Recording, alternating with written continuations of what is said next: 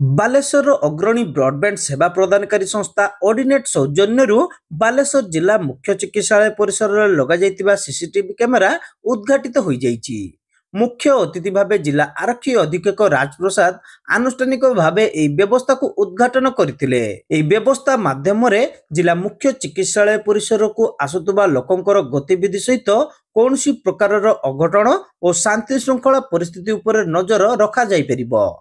ଏହାସହ ବିଭିନ୍ନ ଅପରାଧମୂଳକ କାର୍ଯ୍ୟ ରୋକିବାରେ ଏହି କ୍ୟାମେରା ସହାୟକ ହୋଇପାରିବ ବୋଲି ଏସ୍ପି ରାଜପ୍ରସାଦ ଆଶା ପ୍ରକାଶ କରିବା ସହ ଅର୍ଡିନେଟର ଏଭଳି ମହତ ଉଦ୍ୟମକୁ ପ୍ରଶଂସା କରିଥିଲେ। ନିହାତି ଏଇଟା ଆମର ଆଡିଶନାଲ ଫୋର୍ସ ଅଛି ଆମର ଆଇଜ୍ ଆଣ୍ଡ ଇୟର୍ସ ଆଜିକାल जे टेक्निकल असिस्टेंस अच्छी निहाती यहाँ फोर्स मल्टीप्लिकेशन भाव पुलिस को साहाय्य करे।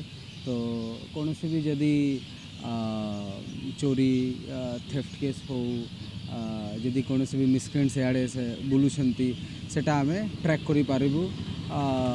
निहाती यहाँ एमती सर्वेलिएंस की रहिले मिसक्रेंट्स रो भी गोटे डेटरेंस थाए। तो यहाँ बहुत बढ़िया इनिशिएटिव अच्छी ऑर्गेनाइजर तरफ मु आशा करी कि ये इनिशिएटिव आउ दिन को आमर बालेश्वर हो।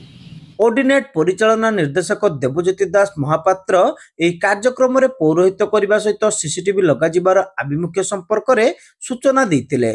ପୂର୍ବରୁ ବାଲେଶ୍ୱର ସହରର ବିଭିନ୍ନ ଟ୍ରାଫିକ୍ ପୋଷ୍ଟରେ ଲଗାଯାଇଥିବା କ୍ୟାମେରାର ସଫଳକୁ ଦୃଷ୍ଟିରେ ରଖି ଜିଲ୍ଲା ମୁଖ୍ୟ ଚିକିତ୍ସାଳୟ ପରିସରରେ ଅପରାଧିକ କାର୍ଯ୍ୟକଳାପ ଉପରେ ନିୟନ୍ତ୍ରଣ ପାଇଁ ଟାଉନ ଥାନା ଅଧିକାରୀଙ୍କ ଅନୁରୋଧ କ୍ରମେ ଜିଲ୍ଲା ମୁଖ୍ୟ ଚିକିତ୍ସାଳୟର ବିଭିନ୍ନ ସ୍ଥାନରେ ऑर्डिनेट सौजन्यरू 11टी 4 मेगापिक्सेल क्लोज सर्किट कैमरा सह एनवीआर लगा जाइतिबा से सूचना देइतिले।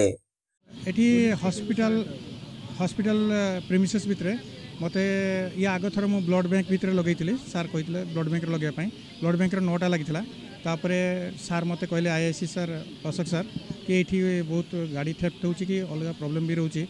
तो तुम्हें जदि जी आमर गाड़ी पार्किंग एरिया अच्छी तुम्हें लगे पारत तो भल हाँ मत गोटे रिक्वेस्ट करते।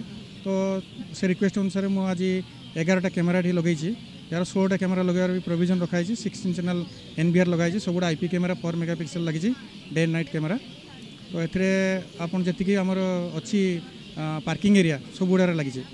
आईपीएस प्रोबेशनर अंकित मित्तल, डीएसपी शुभ्रांशु शेखर नायक, टाउन थाना आईआईसी अशोक कुमार नायक, बनमाला दास महापात्र प्रमुख ଏହି କାର୍ଯ୍ୟକ୍ରମରେ ଉପସ୍ଥିତ ଥିଲେ।